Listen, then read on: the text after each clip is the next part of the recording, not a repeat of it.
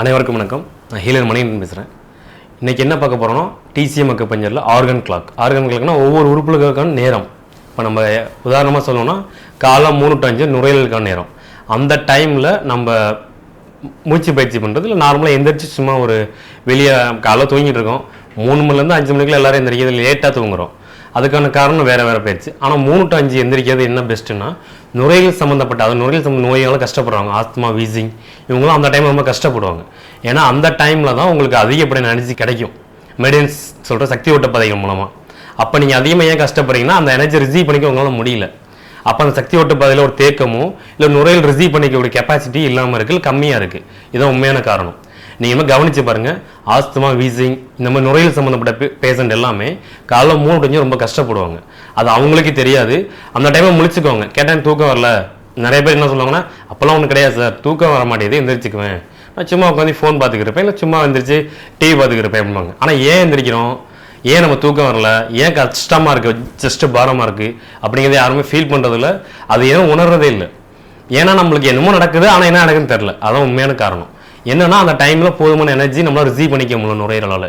நுரையீரலுக்கு அப்போ போதுமான என்ன இல்லை, எனர்ஜி கம்மியாக இருக்குது, பாடியில் எனர்ஜி ரிசீவ் பண்ணிக்க கெப்பாசிட்டி இல்லாமல் இருக்குது. அப்போ 3 to 5 எந்திரிச்சு என்ன பண்ணலாம் அப்படின்னா, ஒரு ப்ரெஷ்அப் ஆகிட்டு ஜஸ்ட்டு ஒரு மைல்டாக ஒரு வாக் போயிட்டு இருந்தோம் அப்படின்னா பெட்டராக இருக்கும். ஒரு 5 மணி கூட எந்திரிங்க, தப்பு இல்லை.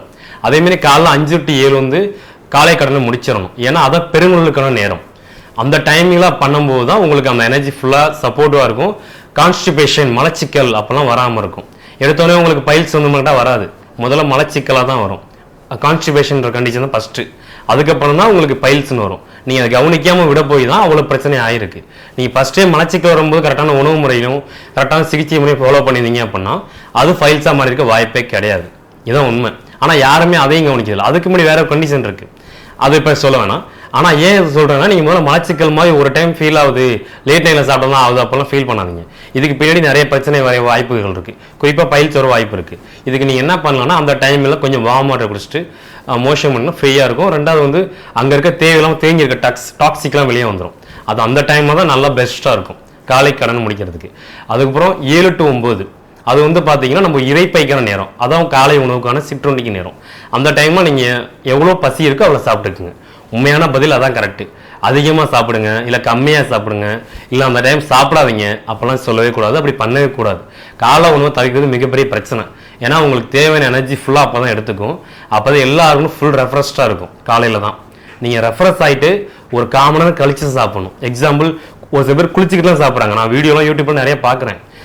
இப்போ நான்வெஜ்லாம் எடுக்கிறாங்க, ஒரு ரொம்ப நல்ல விஷயங்கள் நிறைய பண்ணுறவங்களே பார்த்தீங்கன்னா குளிச்சுக்கிட்டு நான்வெஜ் சாப்பிட்றாங்க. அப்படி சாப்பிடக்கூடாது. ஏன்னா நம்ம உடம்புல ரத்த விட்டால் எல்லா பக்கமும் சீராக சுரண்டுகிட்டே குளிக்கும் போது எல்லா பக்கமும் சர்க்குலேட் ஆகும்.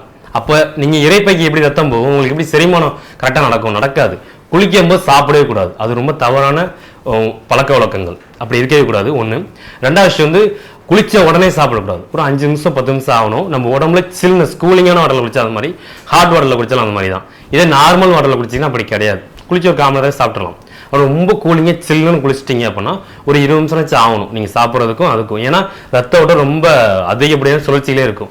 அப்போ இறைப்பைக்கு ரத்த ஓட்டம் கம்மியாக இருக்கும். அப்போ செரிமானம் மந்தம் வாய்ப்பு இருக்குது. அதையும் கொஞ்சம் ஃபாலோ பண்ணிக்கோங்க.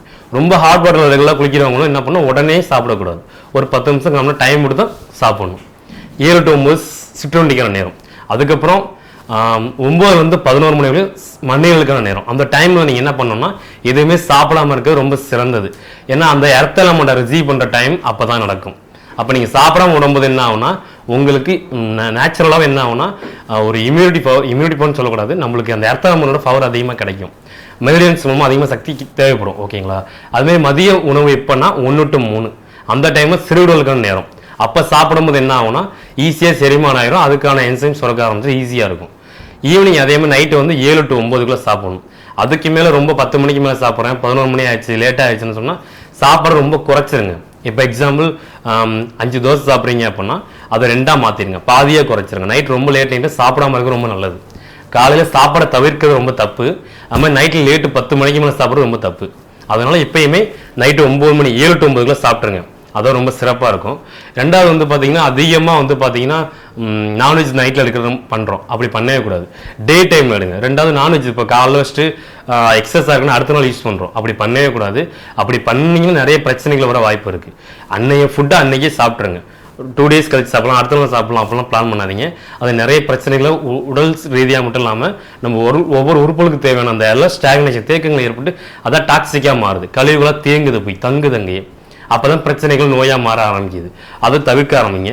ரெண்டாவது, எப்பயுமே நீங்கள் நான்வெஜ் எடுத்தாலும் சரி, இல்லை ரொம்ப அதிகமாக செரிமானம் மந்தமாகிற லேட்டாகிற ஃபுட் எடுத்திங்கன்னா சுடுதண்ணி சாப்பிட்றது ரொம்ப சிறந்தது. ஏன்னா அது உங்களுக்கு செரிமான தன்மையை அதிகப்படுத்தி கொடுக்கும்.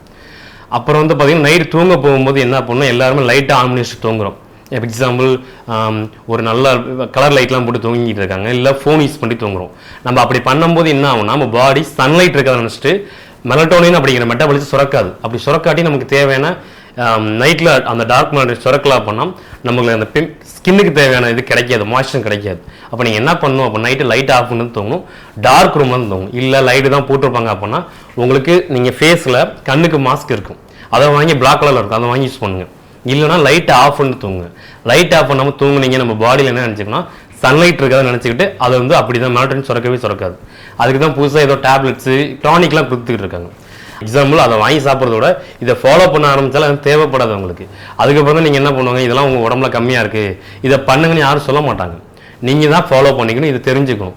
இது தெரியாமல் நம்ம என்ன பண்ணுறோம், ஒவ்வொன்றுக்கும் மெடிசன்ஸ், ஒவ்வொன்றுக்கும் ஏதாவது ஒரு டானிக் கொடுத்துருவாங்க அப்படின்னு போயிட்டுருக்கோம். அதெல்லாம் நம்ம பாடியில் எல்லாமே இருக்குது. பட் நமக்கு எப்படி அதை எடுத்துக்க தெரியல, எப்படி கொண்டு வர தெரியல, செக்ரேட் பண்ணுறது நமக்கு தெரியல. நீங்கள் நைட்டு 10 மணிக்கு போய் தூங்க போயிட்டீங்கன்னா டிவி, லைட்டு, ஃபோன் எதுவுமே பக்கத்தில் வைக்காதீங்க.